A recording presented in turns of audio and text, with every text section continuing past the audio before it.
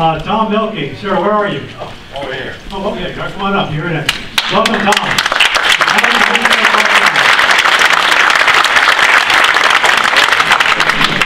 Thank you.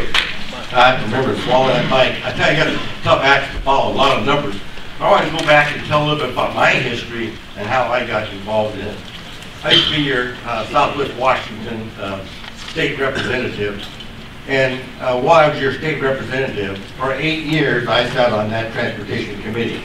In 1998, I came down here with a large delegation from the House and the Senate and all of our staff, and we met with the counterpart from Oregon over at the railroad people down there, and we worked and discussed this issue in 1998 and what we're going to do about the I-5 corridor and the congestion that we have there. And after those 4 to 5 hours, we were all in agreement that at that time, 1998, that the I-5 corridor was at near capacity in 1998. We were tasked for, at that time, finding a new north-south corridor. And we never did that because those people steering that around had other plans.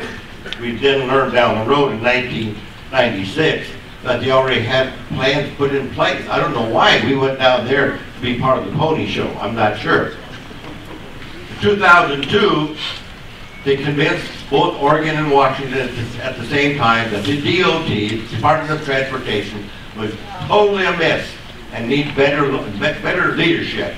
And so they put the governor in charge at that time in preparation of this project. I didn't learn until later that Oregon had done the same thing that Washington State had done. I later left that legislative body and became part of an independent neighborhood group called Economic Transportation Alliance.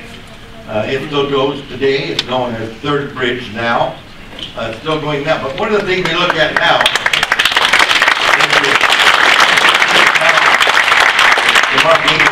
for leading this group and bringing us all together, because we've always been here. We've seen politics.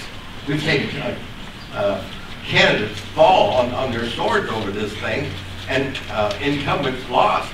I actually called one of the people up and I said, let me take you to breakfast. This is really a bad deal. I don't know why you're promoting it. We met, we had breakfast, and he says, Tom, this is a big project. These people are so important, they won't even talk to you. And that's what it's all about. This is a train coming down the road and you can't stop it. And thank God everybody else was on board to stop this runaway train. Now, I also ran, first time in 31 years, I ran as a conservative for the County Commission and won. First time in 31 years, I won by 209 votes over the issue of light rail and replacing the I-5 bridge. That tells you how powerful and how much people feel about this project.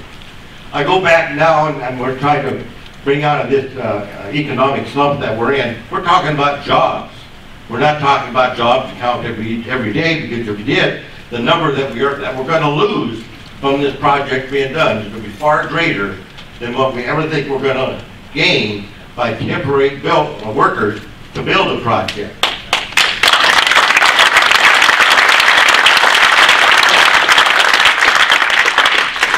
Just one of those businesses upriver from this bridge that's going to be affected is 300 jobs. Just one of them that requires to go underneath that bridge, that's going to be too low.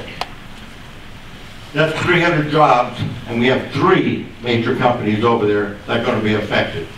We're also going to lose all the jobs that are going to be tore up downtown Vancouver for something that I think that we all identify as a crime train. So if we're looking at economics and we're looking at jobs and what's best for our community, this is not it. I think Representative Liz Pike mentioned that. It's agenda driven. It's not because we need it.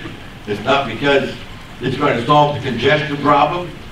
They've invented it by their own. You want to talk about the construction of that. After we got done sandblasting and replacing that trouble, they said that bridge is good for another 60 years, that the steel in that bridge is much thicker than what we put into steel today.